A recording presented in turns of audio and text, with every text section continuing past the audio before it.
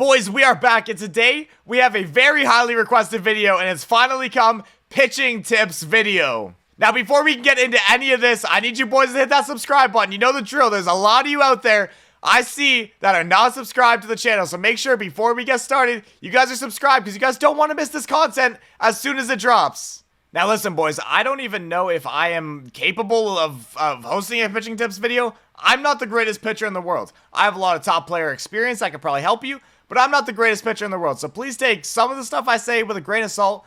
But let's get straight into settings. Settings are going to be very important. We're going to do this similar to the way we did our hitting tips video. So if you guys enjoyed that, it's going to be very similar. Starting off with pitching controls. You guys should be able to see all of it with my face cam even still here. Starting off with pinpoint. Pinpoint is where you need to be. This is your most consistent. Now, another argument I hear is pure analog. The difference with analog is that you can dot with analog if you throw it right. But if you throw it wrong, it misses so bad. Pinpoint's easy to do repetitively, and although it doesn't dot exactly where you want it, it's always in the consistent area that your pitches are supposed to be, where you intend them to be. I have pitch trail on. You can also use chevron. I think that's your other option. I would say one of these two are your best options. Throwing interfaces is defensive stuff, so I don't want to get into that as much. We want to stay in the pitching. For camera, I pitch on strike zone. I like to be as close to the strike zone as possible, so I know as close as I'm putting this pitch if it goes where I correctly place it. So that's why I'm always so close. Some people use farther back cams. I just can't see the strike zone as well, so I don't know exactly where I'm putting this pitch, if it's 2 feet outside or 5 feet outside. I'm not too sure. In-play defense is medium as well. But let's get into the pitching part, because this is really important. So I'm going to go as basic and as generic as I can to start, and then we're going to go into how I use the pitches and why they're important. So first off, if you guys don't know, I'm going to choose a different pitcher. Choose Chris Bassett. If you guys don't know, the two most dominant pitches in this game are sinker and cutter. It doesn't matter what difficulty you're playing on. These are your two main pitches, so you need to know how to throw both of these. Now, if you're new to pinpoint, or if you've never used pinpoint before, here is pinpoint. You can see it gives you a motion, and it takes, pulls down. Now, if you watch me do this motion, the same pattern, the same speed, you have to replicate the speed, and then pull down. Now, when am I pulling down? Because this is a question I get a lot. I am pulling down. Watch this white circle at the top.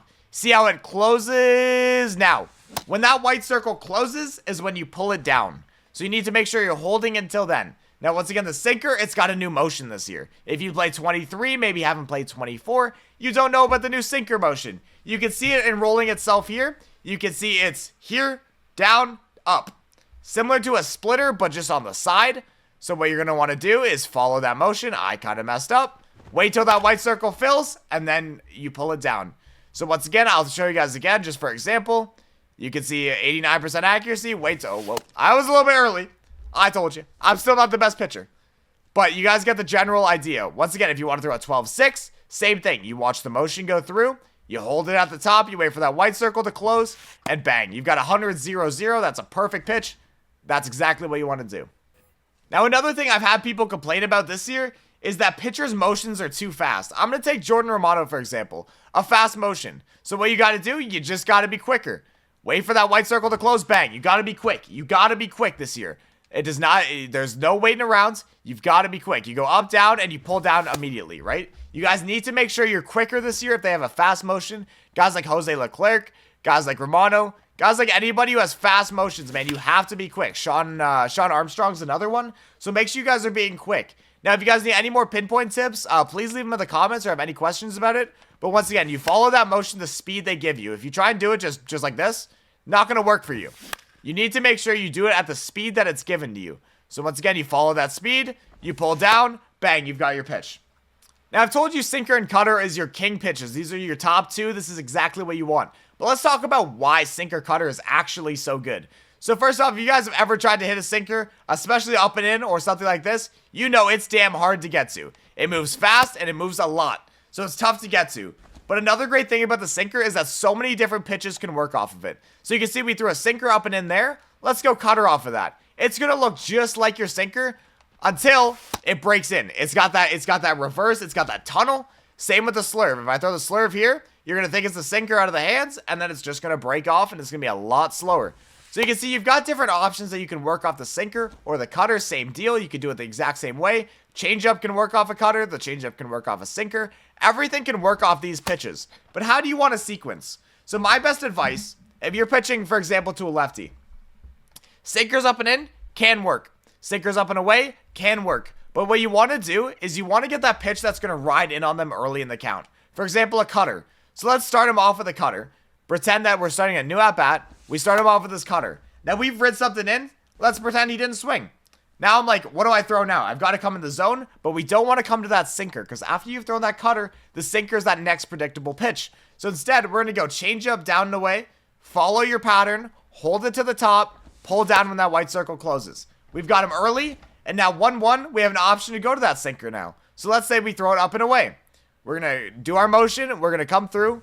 Now we've worked, and as Corbin Carroll drills it, not really helping my demonstration here, but you've seen we've worked cutter in, we've gone sinker, we've gone change up, down and away, and then sinker up and away. So we've kept him guessing in all different spots of the zone to understand.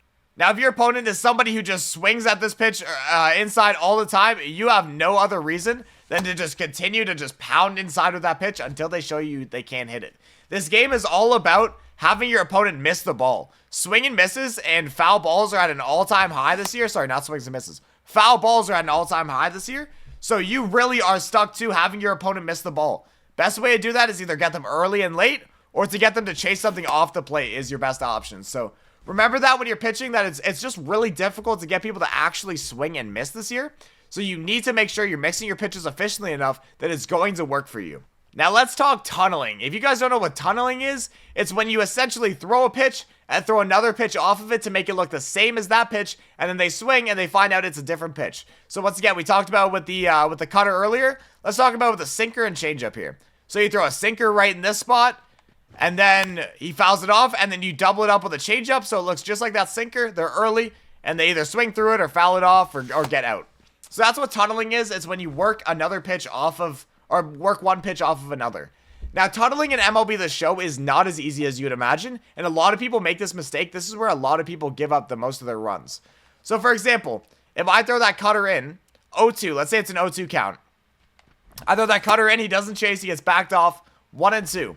You do not want to come with this sinker now and tunnel it, because all they're going to expect is that you're going to throw that. They expect you to tunnel it with something different and not come back with the same pitch. So, the best way to tunnel is to wait 2 or 3 at-bats to actually tunnel off of that pitch. For example, if I throw that cutter 0-2 and he takes it for ball 1, wait 2 or 3 batters. Come back at the end of the inning, and now when it's 0-2, now throw that sinker. Because in the back of their mind, they're going to be thinking, oh, I remember, he threw me that cutter inside. He's going to throw it again 0-2. That was his pitch he went to. So instead of trying to tunnel immediately, you want to tunnel prolonged throughout the games. And remember those pitches you threw in certain counts because they're going to remember what you did.